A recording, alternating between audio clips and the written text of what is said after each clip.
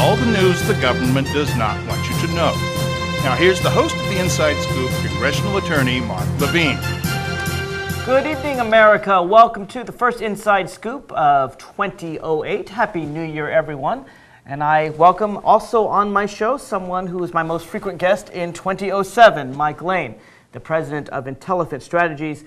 It is his job to get Republicans elected, and it is my job as a former attorney for the Congressional Democrats to try to stop him.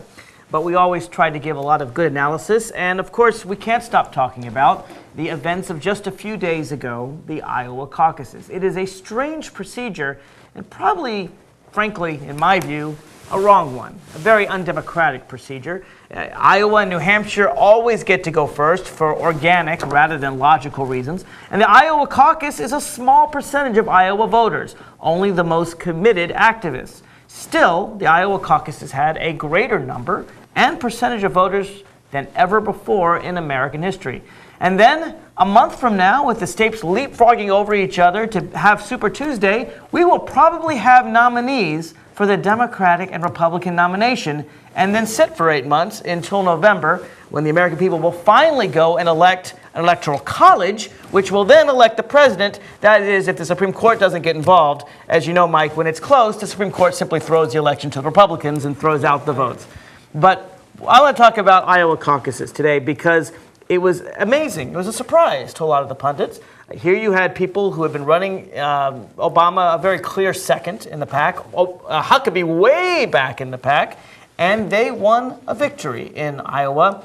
Mike, what do you attribute that to? Well, it's not so much the fact that they won that was the surprise as much as the margin of their victory, which was it. I mean, you and I talked about 6 weeks ago, Mark, and you asked me what I thought, and on the Democratic side, I called it right. I said, no matter what the polls say today, I think it's going to be Obama out there in Iowa, and it was Obama there in Iowa. But what shocked everyone was the 9-point margin that he won by. I mean, that's just... that is an earthquake in that particular caucus. On the Republican side, Huckabee was leading. He had the surge going. I thought that he was probably peaking too soon and was going to fall back, and that ultimately it was going to be Governor Romney's money and organization that was going to save the day. Although marginally for him he was going to squeak through, he didn't. Huckabee won, and although he didn't win as big as Obama won, he still won. Well, I think he got a 14-point margin over Romney, didn't he? No, it was about a. It was a double-digit margin. It was huge. I mean, it was a very large margin. Here's what strikes me about this craziness in our system, which you and I have both called to change in different ways. But here you have a tiny percentage of the most activist people in a really unrepresentative state. Not that any particular state is representative. Maybe Ohio would come closest in some middle sense. But here you have a small group of activists.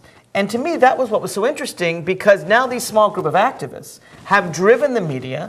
Poor Rudolph Giuliani, he was the front runner in the Republican nomination, but he did so bad in Iowa that you don't even hear his name talked about anymore in the media.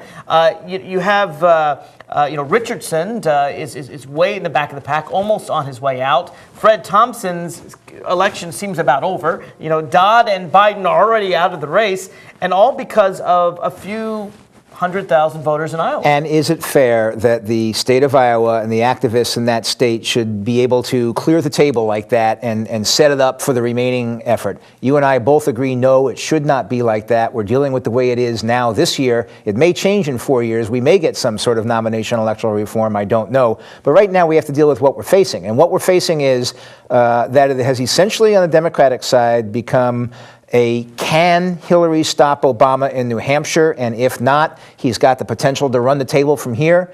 And the only question on the Republican side at this point is who is going to become the anti-Huckabee. It looks now like the party is coalescing around McCain. That could change. Who would have thought 6 months ago that John McCain would be the person who was looked by regular Republicans as the salvation of the party? I've always thought, frankly, McCain was the biggest threat, because I've always felt he was the Republican who could draw the most Democratic votes.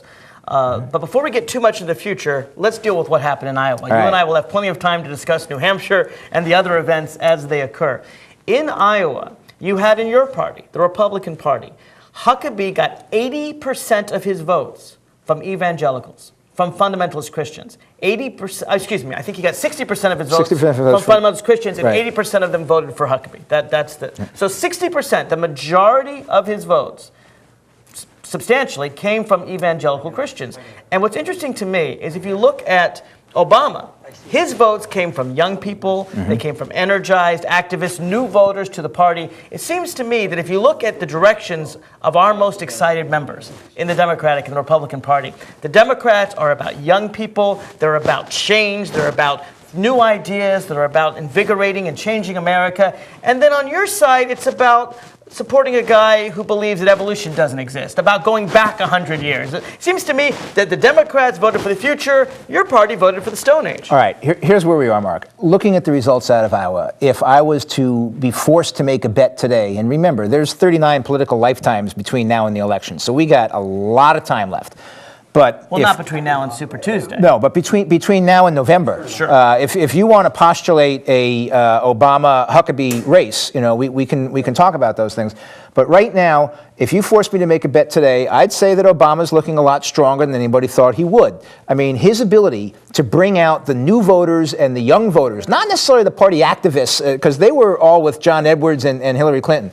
But to do what he did with the new voters and the young voters is seismic. I mean, it is just, it's unheard of. It's changing my mind. It's seismic. Let me tell you why it's changing my mind. I can tell you that as a Democrat, I'm happy with all the choices. I really am. I would be very happy with President Hillary Clinton. I'd be happy with President Barack Obama. I'd be happy with President John Edwards. I'd be happy with President Richardson. Heck, I would have liked President Dodd and President Biden. I loved my choices. President Kucinich, for me, would be leagues better than the president that we have now. Well, fortunately, Dennis is going to run for president of Mars instead of president of the United States. But in any case, the point is that I'm very happy with my choices. Right. So the thing that's going to change my mind, and I'm still an undecided Democratic voter. So, hey, campaigns, call me, try to convince me here.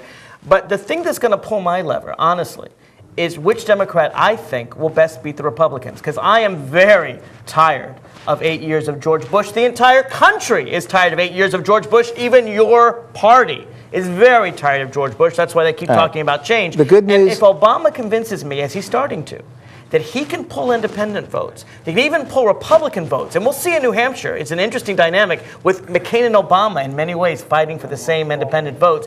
If Obama convinces me that he can get the middle rather than Hillary, Obama's going to get my vote in the primary. Well, if the Virginia primary counts for anything by the time it rolls around. It probably won't. It probably won't. It may. Probably not on your side. I think Obama will have it wrapped up on that point. Really? But I do. You're declaring victory for Obama already.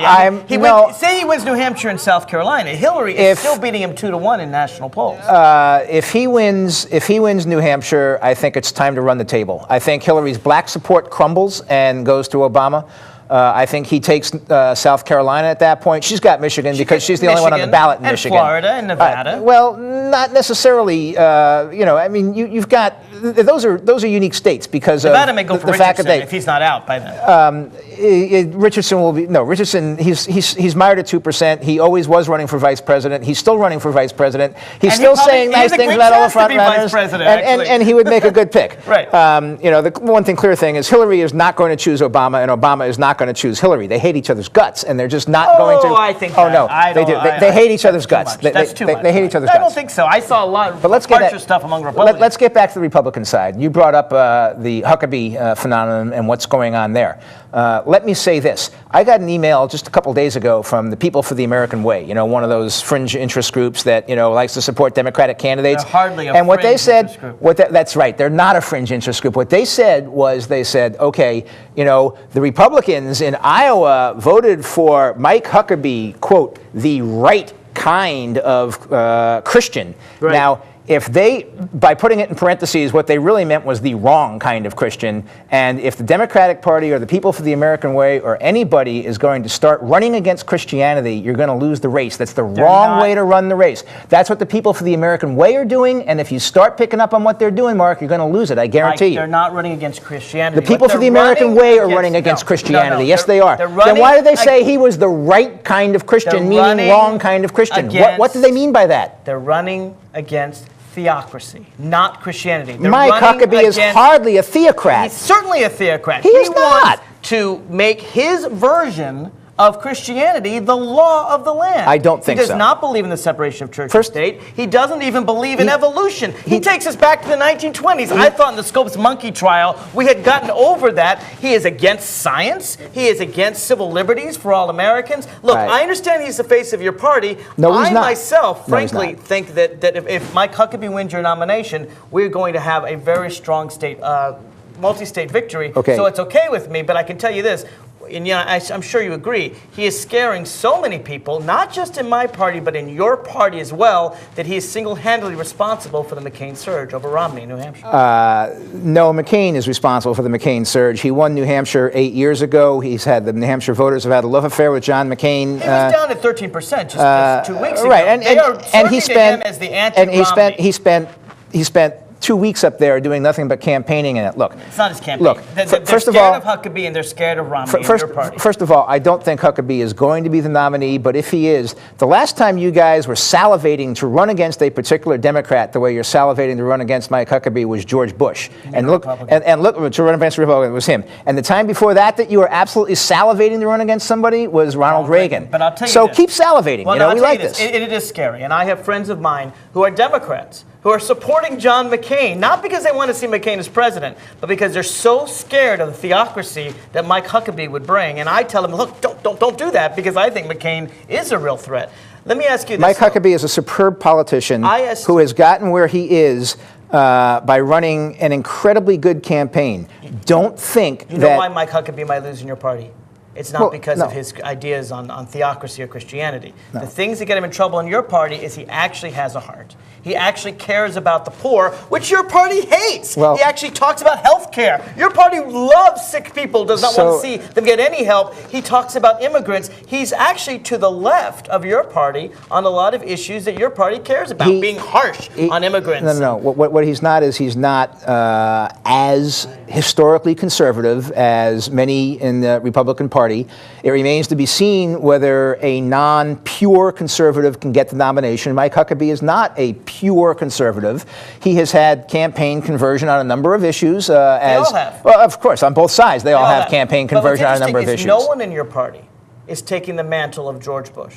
No one in your party is arguing for 4 more years. Not a single person. Fred Thompson, is he arguing for 4 more I think years? John McCain is. No way. John McCain, as you John- know, has been battling with this administration all throughout the administration. Who has the Bush legacy? Whose Answer, idea? no one. Whose idea was the surge that now has proven that it worked? That was John McCain, who went to the president and worked, but said, that's a "You've different- got to do this surge, Mr. President." You That's know, a different issue, which we'll get to. John McCain is the one who has Here's the point. taken the mantle of George Bush, and Even he's the one your who's. party has agreed that this is an election about change. Right. Even your party. I mean, after Reagan, they were saying 4 more years. No one, absolutely no one in your party is saying 4 more years of Republican rule. George Bush wasn't mentioned Well, of once course in the we're saying- Republican debate, of and there's course- a reason he was a failed president. Of course we're saying 4 more years of Republican rule. We're saying 8, 16, 24, 32, hike more rules of more years of Republican. No one's saying it. They want them to forget and say, oh, we're not No. George Bush. No. We're going to do different things George from Bush is not the They're Republican Party. running away from Okay, George Bush. but they're not running away from the Republican Party, and George Bush will not be on the ballot, and it'll be a whole new matrix of ideas and issues, and it's gonna.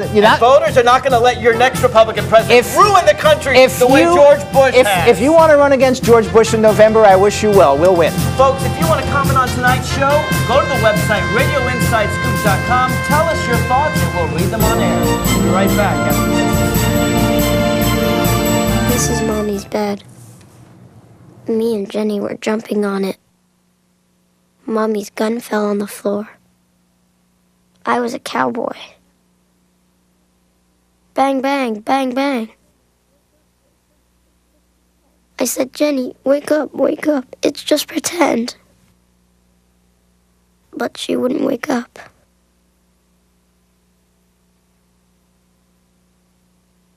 If you give me a fish... If you give someone a fish, you feed them for a day. Teach someone to fish. You feed them for a lifetime. Give me a fish, and you'll feed me for a day. Teach me to fish, and you'll feed me for a lifetime.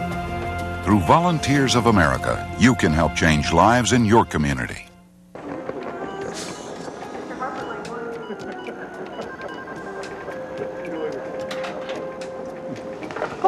Hey, mister, studied algebra in school and got a better job than I could. You take the last cup. Oh, no, mister. Stuck in an entry-level job because you only learned basic math. I don't have a boss riding my butt like you do, so you take it so you can get back to your desk.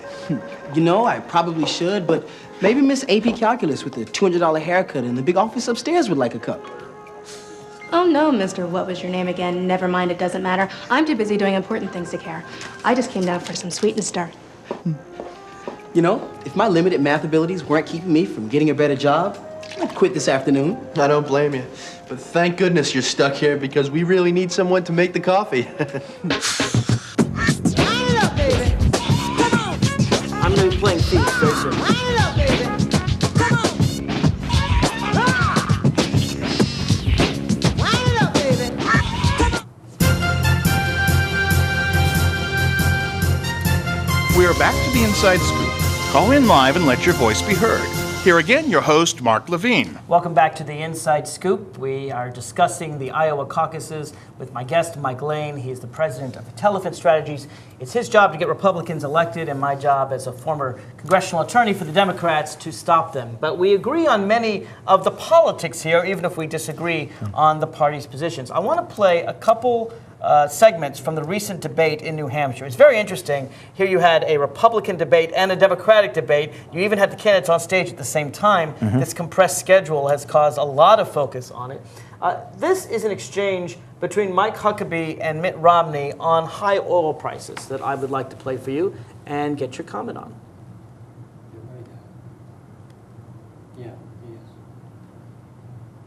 I think it is possible to get energy independent and do it within a decade. We're the same country that built an atomic. I believe we can, if we want to. If we untax the possibilities of the innovations and technologies. If we also look at the fact that if put an incentive out there that's just truly something dramatic, $1 billion bonus for the first person who can produce a car that can get 100 miles per gallon. In addition to that, look at the alternative forms of energy that we can use. And everybody's talked about profits tax. There'd be no windfalls profits tax on that. There wouldn't be. No, and I don't believe there should be, Fred, because I think we ought to untax innovation, untax income. Anytime you penalize productivity, it's counterintuitive to an economy. And one of the reasons that we're dependent is because we have allowed the oil companies to dictate not just prices, but policy. And it's time to say that we're not going to allow dictators, whether it's the Middle East or from Venezuela, to continue to, in essence, enslave the American people, which is exactly what we've done. Senator McCain is right. We have an issue now where we're paying for both sides of the war on terror. We pay for it with our tax dollars to fund the military, but every time we swipe our credit card in the gas pump, we might as well be sending a check over to the madrasas that are training the terrorists that eventually are going to come back to us. And that's why it's got to be an urgent matter of utmost priority. We are just about out of time, but Governor Romney, you're going to have the final word. We're going to have to deal with this in an honest way with the American people. And that is, this is not something that's going to get solved in 10 years. We can't become energy independent in 10 years, but we can get ourselves on a track to do that with all the ways that Senator McCain and Mayor Giuliani and Fred Thompson have described. We can get there. It's going to require a far more substantial investment by our nation in energy technology. Right now we spend about $4 billion a year on new sources of energy and energy efficiency. We're going to have to increase that dramatically. And American corporations, last year they spent more money defending tort lawsuits than they spent on research and development. We're upside down. The future of a great nation like ours depends on leading the world in technology and innovation, in energy in particular. This has to be our highest domestic economic priority. Get ourselves on a track to become energy secure and energy independent. We can do that. It's within our grasp, but it's going to take reality rather than just the political rhetoric we've seen over the last 25 years. Holy smoke. I agree with Mike Huckabee. My God, I mean, he's crazy on evolution, and he's certainly for violating civil liberties. But when he says that oil companies have been dictating our prices and profits for too long, I don't know about $1 billion bonus, but certainly that we need to put more money, government money, into getting us so that the same people who are attacking America don't get our money from oil. This is exactly what the Democrats have been saying for decades. The Republican energy bill was all about helping, give more money to Arab countries, give more money to American oil companies, and now your party, without saying so, is going in the absolute opposite direction for everything Bush and your party has stood for over a decade. Good for them. I couldn't disagree with more of what you just said. Let's look at where we are now. Clearly, we are energy dependent on sources we should not be, and everybody wants to get off that. We have been for 50 years. Or more. And the question is how to get off it. And although Governor Huckabee had a very interesting proposal there, and I agree with you, I don't think $1 billion bonus for the first 100-mile-a-gallon car or whatever it is, but the idea of a bonus is the answer. I like the idea. But $1 billion but what he was talking about was a private sector solution. He wasn't talking about the government inventing this car. He wasn't talking about in the private sector. That was Governor Romney who was talking about the government investment. It was Governor Huckabee who was saying, let's reduce taxes, let's give tax credits, let's make them. You didn't mention taxes in that segment. He wants a private sector solution. He wants $1 billion bonus. Governor Romney. That's a government aid to private industry. It's a kick in the pants to tell them to do the right thing. What Governor Romney was talking about was government investment here, government investment there.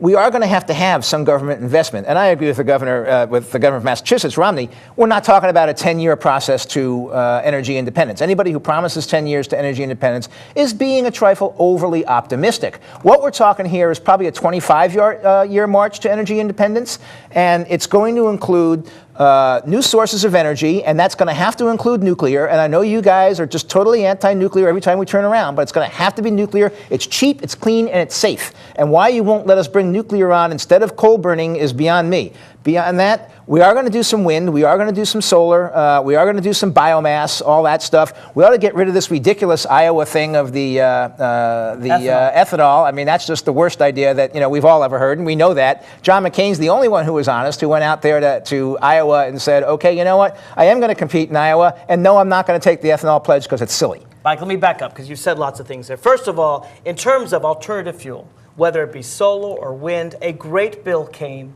It came before the Senate. It had every single Democrat in support. It even had about 8 Republicans in support. They didn't get 60 because your party filibustered. And why did they filibuster? Because they didn't want any money to go to alternative energy like wind or solar. That was the sticking point, and the Democrats had to take out the requirement that the money go to alternative fuels. They had to take it out because your party filibustered it.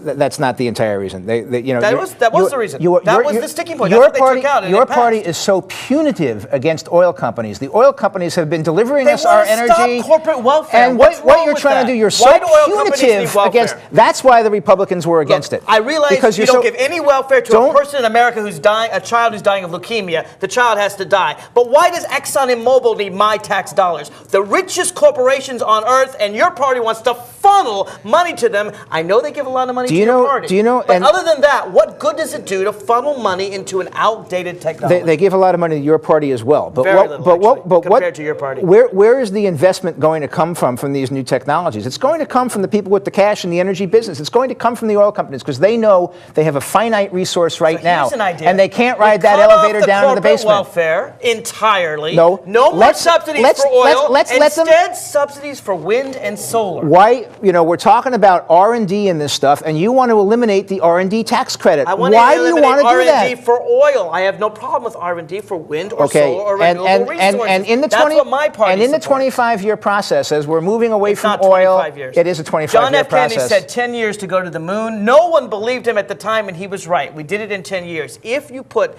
that kind of sustained effort, and this frankly is more important than going to the moon.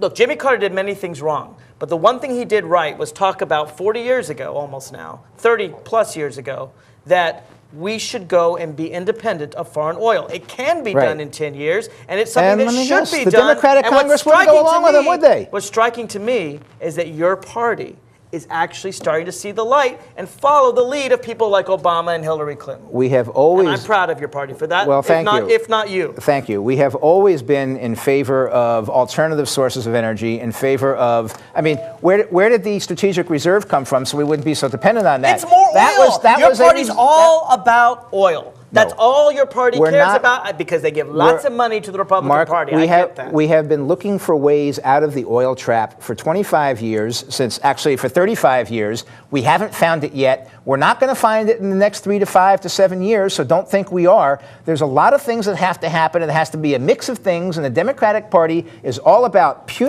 penalizing and punitive measures against oil companies and no nuclear Only power. a Republican. And no nuclear power. Only a Republican Why can is- argue that if you don't give the richest corporations on Earth, in history on Earth, if you don't give them hundreds of millions of dollars of taxpayer-earned dollars, hardworking people's money, that's somehow punitive. Only a Republican Why can make do you that want to argument. take away their R&D tax credit only because they're oil companies? You don't want to take away R&D tax credits from other companies. You just want to take them away from oil companies. Why are you being punitive against them? If oil companies want to invest in the future rather than the past, they should get credit. And what are we going to do in the meantime, Mark? Instead of the horseshoe, instead of getting investment credit to blacksmiths, maybe we should get investment credit to people who make solar energy, who make wind power. Brazil, as you know, Mike, in 4 years, went from an entirely oil-based motor vehicle economy to 40% of their cars now run on sugarcane. And Brazil isn't the United States. I give lots of credit to Brazil. We can do it, and we can do better, and it's only your party that's preventing us from moving toward the future. Well, for years and years, you had both the White House and the Congress, and you were unable to do anything. So it's not the Republican Party. Yeah. Well, we had, 4 years under Carter and 2 years under Clinton, and what happens? Your party filibusters all those changes because you get money from oil companies. When did the first energy crisis hit? It was back in the 70s during the heyday of Jimmy Carter and the Democratic Congress. And what did you guys accomplish? You accomplished nothing. That's because your party keeps filibustering. We filibustered what in the 70s? We filibustered what in the 70s? Filibustered change. We started, I'll give you an example. We started to raise CAFE standards. We started to raise fuel standards for cars. Okay. We started to raise it. We started to get smaller cars in the 70s.Ronald Reagan came in, and he went further backward than anywhere Jimmy Carter had gone forward. You know what? And that's your party's fault. If you weren't against the little guy, if instead of mandating... The little guy? Yeah, the little guy. You're Exxon and Mobil, are they little guys? If you weren't against the little guy, what you're doing when you impose these huge jumps in CAFE standards is you're making American cars uncompetitive, and you're putting Americans out of work. Uncompetitive, and you're putting Americans out of work. Japanese cars, they have higher CAFE standards. Why can't we compete with them, Mike? Here's what you do. We're not uncompetitive. Here's what you do on CAFE. You do it incrementally. You do it a little bit here. You do it every year. You have a little bit more to go, and you make it flexible. And maybe one day we'll be as close as the Europeans and the Japanese. When you start saying, okay, we need an immediate 20% increase in CAFE and another 20% 5 years from now, you're putting people out of work. I'll tell you. And that's not what the Europeans did it. You don't want to put the Japanese did it. And there's a reason why Americans have more European and Japanese cars. Their cars run better, and it's because in many ways they're more. And I'll trade our economy and our employment for the European model any day of the week. If you want to comment on tonight's show, we want to hear from you. Go to your computers. Go to www.radioinsidescoop.com. We will read your comments on air. Right back with more of the IOWA Caucus after this. Some people in Fairfax County don't know what public access means. Some think it's just another channel on the dial. But it's much more than that. It's the voice of the people. People like you. Your neighbors, your friends, or your family. People who want to share ideas, opinions, cultures, lifestyles, art, sports, music, events, entertainment, history, science, beliefs. People who want to learn about television, producing, directing, cameras, audio, lighting, editing, or radio, talk, music. Whatever you think people should hear. Public access is the place where everyone has a voice. And it's the place where that voice gets heard. A place where you can create your own form of personal expression. So what do you want to say? Whatever it is. You can say it here. Because we're public access. For the people. By the people. It is about balancing our choices between the gray of the concrete jungle and the stunning beauty of the real one, between a stoic facade of granite and the fury of the canyon. It's why there's EarthShare, the simple way to find balance. EarthShare is the workplace giving program bringing the leading environmental groups under one umbrella. Support EarthShare, support them all. EarthShare. Please ask your employer about workplace giving. To learn more, visit our website.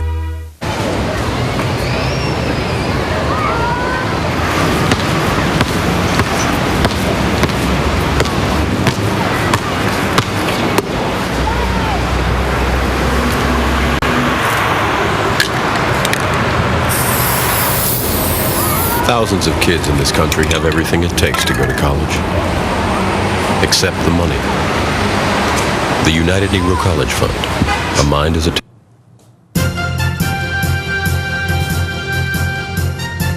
We are back to the Inside Scoop. Call in live and let your voice be heard.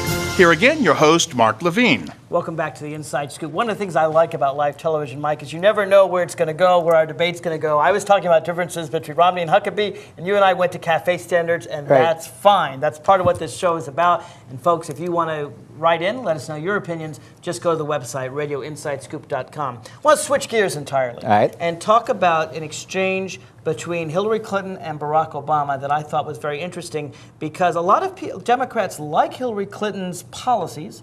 No one disputes that she's extremely intelligent, and no one disputes that she's got a good, firm grasp on the policies. Her problem has been in what pundits call likability. And they addressed that directly with Hillary Clinton at the New Hampshire debate. I'd like to play for you her response. Actually, oops, we got to... Again, part of the problem with live TV is that okay, we have to wait a bit on that. We will get to that, I promise. We will get to her live response. Here it is. To ask you this, the University of New Hampshire Survey Center has been consistently trying to probe the minds of New Hampshire voters and get a sense of what they think about all of you. I'd be happy to report that the experience versus change debate seems to be sinking in. And what I'd like to get is to this.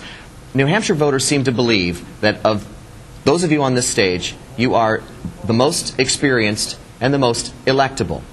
In terms of change, they see Senators Obama and Edwards as the agents of change in New Hampshire mindset.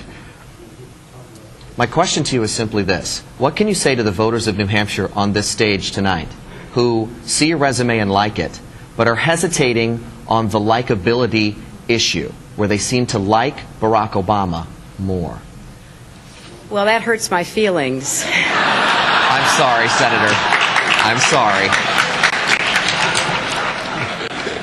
But I'll try to go on.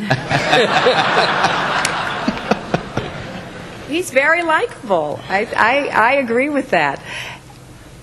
I don't think I'm that bad. You're likable enough. Thank Hillary, you so much. I appreciate that. You know, I think this is one of the most serious decisions that the voters of New Hampshire have ever had to make. And I really believe that the most important question is who is ready to be president on day one. You know, the problems waiting, some of which we have talked about already, are huge, and the stakes could not be higher. And, you know, in 2000, we unfortunately ended up with a president who people said they wanted to have a beer with, who said he wanted to be a uniter, not a divider, who said that he had his intuition and he was going to, you know, really come into the White House and transform the country. And, you know, at least I think there are the majority of Americans who think that was not the right choice.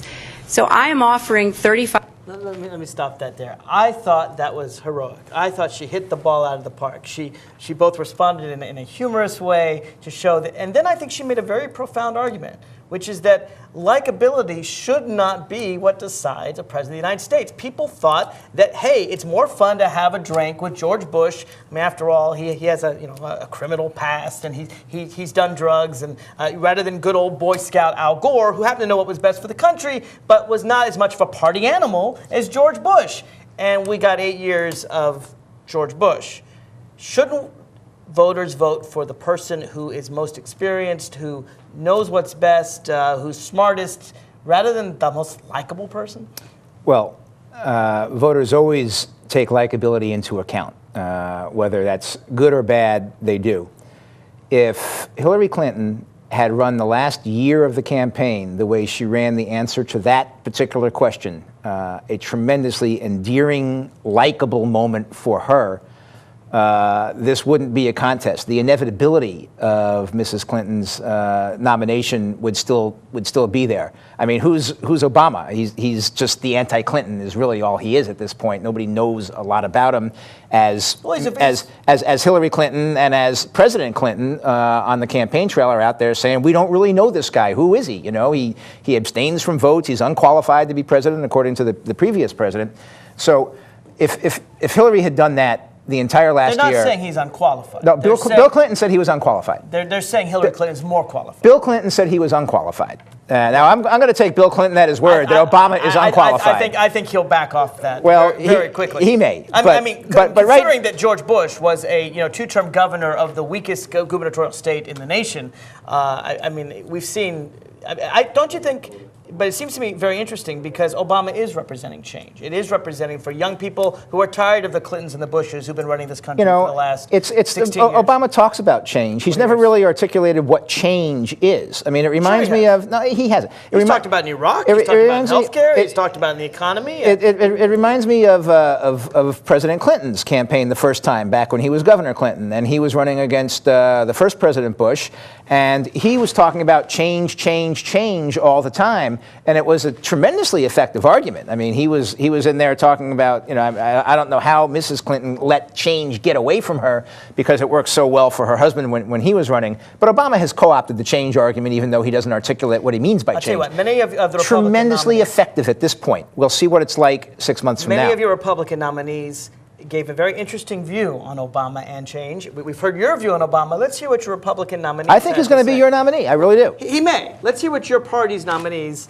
had to say. The problem Barack Obama would have is, first of all, he's never run a city, never run a state, never run a business. I don't think at a time when America is at war with the major problems that we face, we're going to want someone to get on-the-job experience as the chief executive, never having had that kind of experience. I do think he's embraced change. But change is a concept. Is it change for good or change for bad? Changing and having higher taxes, in my view, would be very bad for our economy. Changing and moving towards socialized medicine would be very bad for our healthcare system. Changing by a precipitous withdrawal from Iraq without considering the consequences, he voted for giving the enemy a timetable of our retreat in Iraq, unheard of in a time of war. So I would say that virtually the same issues that exist between me and, let's say, Hillary Clinton, Barack Obama, John Edwards, they are really issues between Republicans and Democrats. And in the case of Senator Obama, he really doesn't have the experience, either from the national security point of view or even from just the executive point of view. Governor Huckabee? Well, I think there would be substantial differences on the Second Amendment, on the sanctity of life, on the role of government, on the idea of local versus federal government. I'm still a 10th Amendment guy. I believe that most of these decisions ought to be left to the states. I think there will also be fundamental differences on taxes, whether they ought to go up or down. I think there would be differences on national defense. I think we ought to have the strongest possible military that nobody else on earth wants to ever even think about engaging in battle. There would be a number of issues that would be fundamentally different. Probably on same-sex marriage there would be a difference of opinion between Senator Obama and me. I mean, I could go through a whole litany of things. They would be dramatically different. I think, in fact, it would be fair to say that any one of us would have a very different litany of issues. But in fairness, since I still have just a little bit of yellow light left, I think we also ought to recognize that what Senator Obama has done is to touch at the core of something Americans want. They are so tired of everything being horizontal, left, right, liberal, conservative, Democrat, Republican. They're looking for vertical leadership that leads up, not down. He has excited a lot of voters in this country. Let's pay respect for that. He's a likable person who has excited people about wanting to vote who have not voted in the past. And we'd better be careful as a party, because if we don't give people something to be for and only something to be against, we're going to lose that next election, and there are some fundamental issues that we lose with it. Congressman Paul. You know, it's interesting that you asked this question because we have a lot of similarities. Matter of fact, Barack Obama and myself, because our campaign is made up of the young people. And frequently we will have young people joining us that came from the Barack Obama's campaign, and we're very pleased. But Barack spoke out against the war before it started, and he respects civil liberties, and I respect him for that. But the question is why would it be? I assume it's because of the similarity in the age of us two candidates that the young people are attracted to us. Let's stop it here. Ron Paul does go on to criticize Obama on issues of government spending and things. But well, let me just get your comment on. Well, look, what they're trying to do is, in this particular segment is they're paying their respects to the guy who they think is going to be the nominee. They're not trying to trash him right now. They're trying to say, oh, he's going to be a very worthworthwhile opponent. They'll save the trashing for September and October. Well, I don't think it's going to be that long. I think, probably around May is when you'll start seeing it come in. But it's not time to roll out the heavy guns. Right now, the Clintons are rolling out the heavy guns against Obama. So let the Clintons do it, and then they'll come in later. Is what they say accurate, though, that he has inspired young people, he's inspired new voters, he's trying to move this country beyond partisanship in a way that, frankly, many Democrats and Republicans are not doing? I'll grant you the first part. He has inspired new voters, he has inspired young voters, he's brought people in who have not been part of the process before, and that's the way he's doing it. Now, whether or not, he's going to be the one leader of one country and bring everybody together, I sincerely doubt. He's not abandoning partisanship. This guy is about as partisan a Democrat as you'll ever want to see. There are no Republicans who are going to support Obama. I mean, it's just not going to happen. The guy is further left than John Kerry, and John Kerry was a leftist lefty. Well, first of all we need is Democrats and independents. And what's interesting is independents but you're not seem going to to like Obama better than Hillary Clinton. Right now, the polling in both New Hampshire and Iowa is such that the independents that would lean Democrat, be inclined to vote in the Democratic selection process. Not just those, even the ones in the middle. No, because I saw a woman on the air the other day. It's just one woman, but they was deciding between Obama and McCain. Right. Let's take the New Hampshire primary. Right now, as you know, those are open primaries where independents can vote in either one.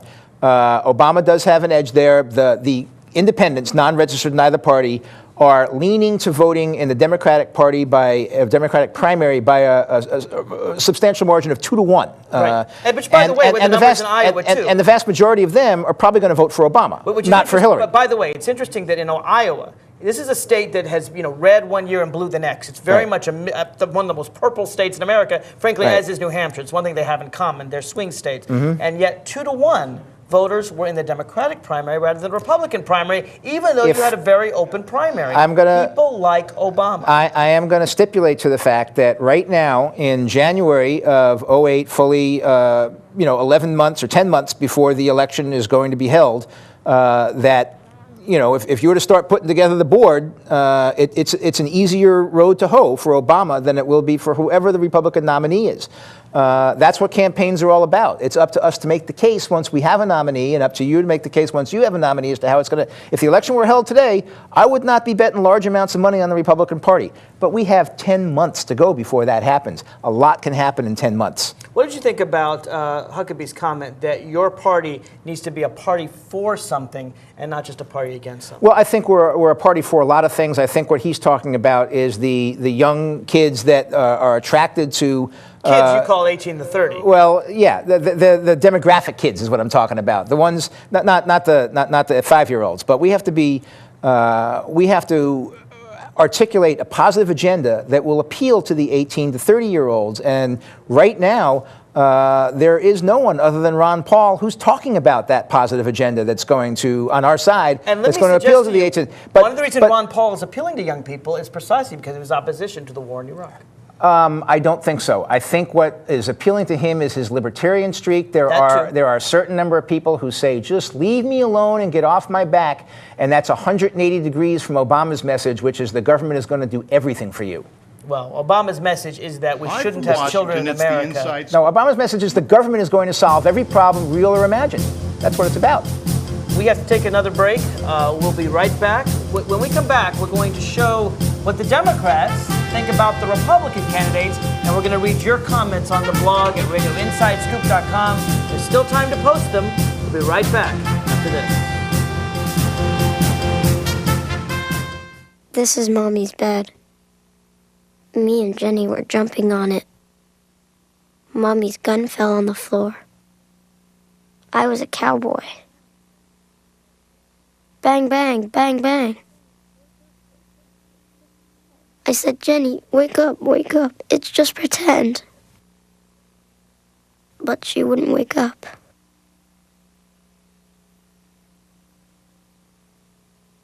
If you give me a fish. If you give someone a fish. You feed them for a day.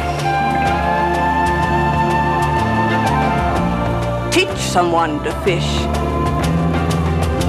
You feed them for a lifetime. Give me a fish, and you'll feed me for a day. Teach me to fish, and you'll feed me for a lifetime. Through Volunteers of America, you can help change lives in your community.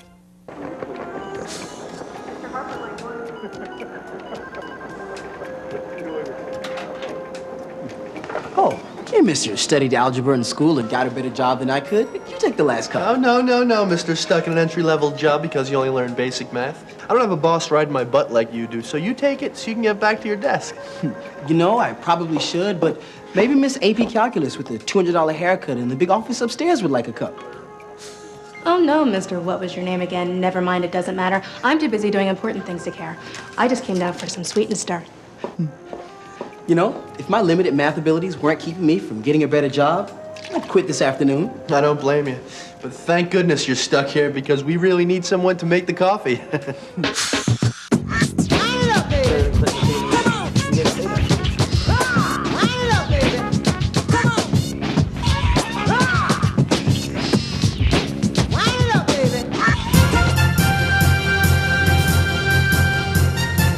We are back to the Inside Scoop.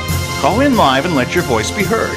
Here again, your host, Mark Levine. Welcome back to the Inside Scoop. We do appreciate all the comments on the blog. In answer to Robert about the phones being down, they are down today. Normally this is a live call-in show. You can blame Verizon. John Edwards often talks about big corporations failing America. In this case, Verizon has failed us, but hopefully it will be up for next week. I don't know anybody who likes Verizon other than stockholders. They love it.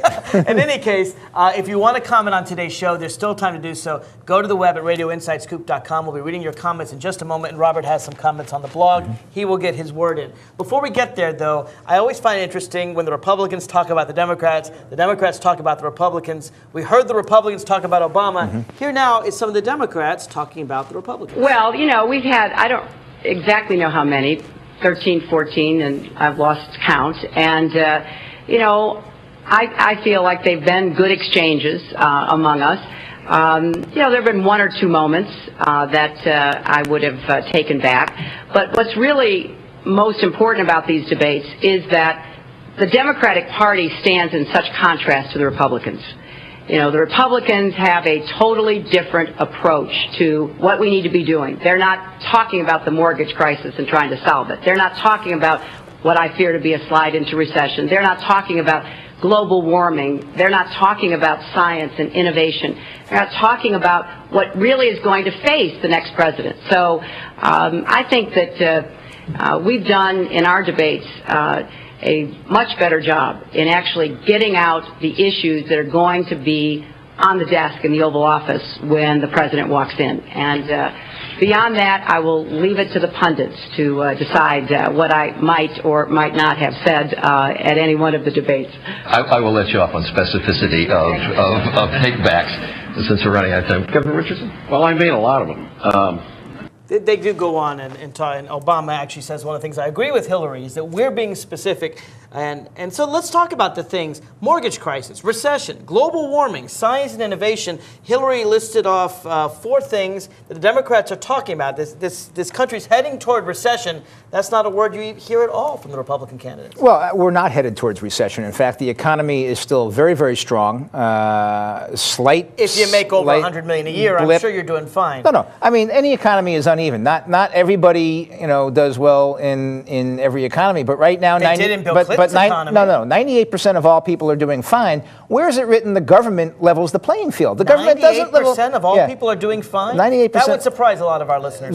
There's no reason why the government levels the playing field on all these things. People have individual responsibilities and individual abilities and individual capabilities, and they should go forward and take advantage of the opportunities that are out there in the strong economy that we have. Now, the government is not responsible for finding each and every one person who, for some reason, has not taken advantage of the strong economy we have and giving them something. That's not the way government should work. All I can say is that's a typical Republican response. Don't deal with recession. Don't deal with mortgage. There is no recession. Blame the poor. That's the Republican response. If you're not making $100 million, it's your fault, folks. That's the Republican The last answer. recession we had was the Bill Clinton recession, when the bubble burst on the tech exuberance, as Alan Greenspan called it. Under Bill Clinton, the rich got richer, and so did the poor in the middle class. We have absolutely absolutely no. We have a great economy. There's no recession. I don't see any reason to be worried about the future of the economy right now. Interest rates are coming down to accommodate the mortgage situation. All right. Now you probably want to live with your rose-colored glasses. You probably want to. Americans, we know that this economy is not a solid You probably want to bail out all these people who knowingly took out these mortgages that they weren't going to be able to pay. I know you want these corporations to make billions of dollars the off poor people by corporations giving are them losing things. it, Mark. What? Let's talk about a huge corporation, okay? Countrywide Mortgage. How much they're losing billions? Right. They're not making billions. And they're losing billions. The Bush plan is to help the corporation rather than the homeowner. Again, more money to the rich. I know that's your party's answer for everything. No. I want to get to the blog. My answer is not. Go ahead. Get to the blog because we have a lot of people who commented. The government is not going to solve every problem. But the government can be helpful to people. Equal opportunity is something. Equal opportunity is fine. Equal outcome is not. I know. And all you want is government welfare to the super rich. I don't want any government welfare. No corporate welfare. No government welfare. Oh, well, then you just have to be against the Republican energy bill and the big tax benefits to those that make hundreds of millions of years in the research and development tax credits are not. Oh, talk about hedge. Let's talk about John Edwards. Who makes money in hedge funds? John Edwards, hedge lawyer extraordinaire. John Edwards believes that rich people should pay taxes too. I'm sorry you don't agree John with Edwards that. Edwards is a whore for the hedge funds. That's terrible. He is. He doesn't. Yes, he is. He supports the Democratic plan to make hedge fund owners pay the same rate that everyone else pays. How much money did he make just in 2006 as a mouthpiece for the hedge funds? Making money. He doesn't. How much did he make? It doesn't matter. He supports the right causes. Let's go to the blog. As did Roosevelt and Kennedy, also rich people who supported the right causes. Now, to the blog. We have Robert, who writes in. Let me work for a hedge fund for just a half a week. Yeah, exactly. That's the problem. Iowa coming to its finish. Rudy experiences the caving of an avalanche. Thompson reaches for the emergency stop button. Romney outdoes Flipper the dolphin. McCain surges with the mainstream media in fear of Huckabee's vision of a theocracy, while Ron Paul is not even invited to the Republican Party's party. I think Robert hit it right on the nose. You disagree with any of that? Well, yeah. I mean, don't count Rudy out, okay? I mean, we've still got Florida, New York, and California coming up. Rudy's going to win all three of them. It's going to make him a very substantial player. Is it going to win the whole thing for him? It remains to be seen, but don't count Rudy out.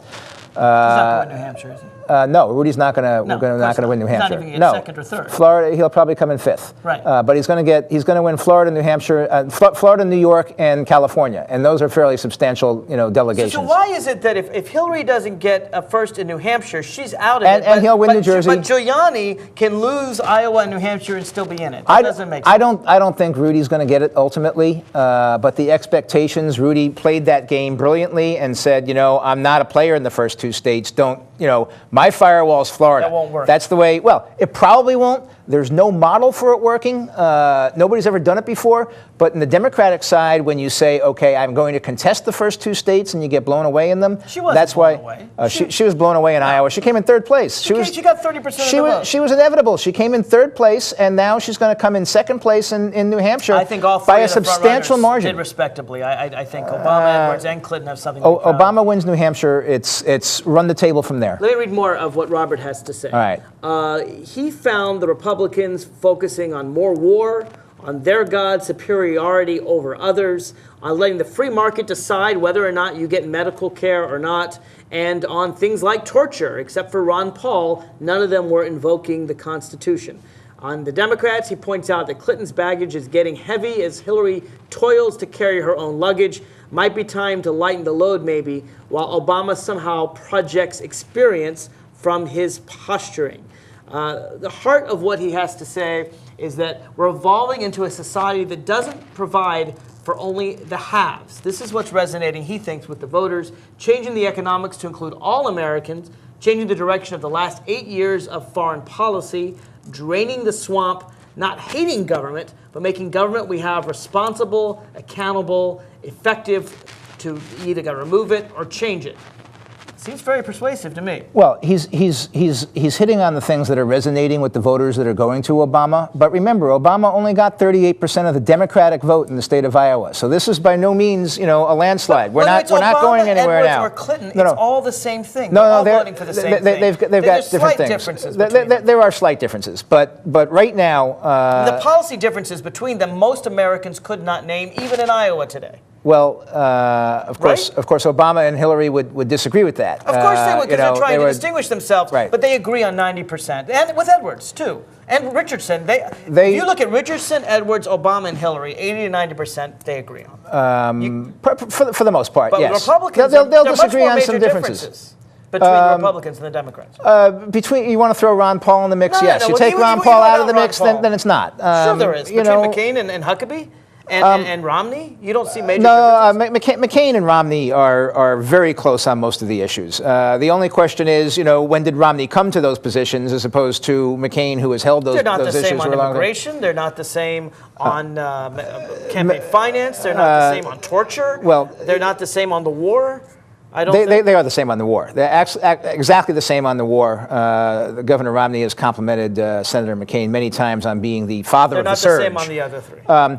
Well, campaign finance is over. That was not John McCain's finest hour. In fact, it was one of his worst.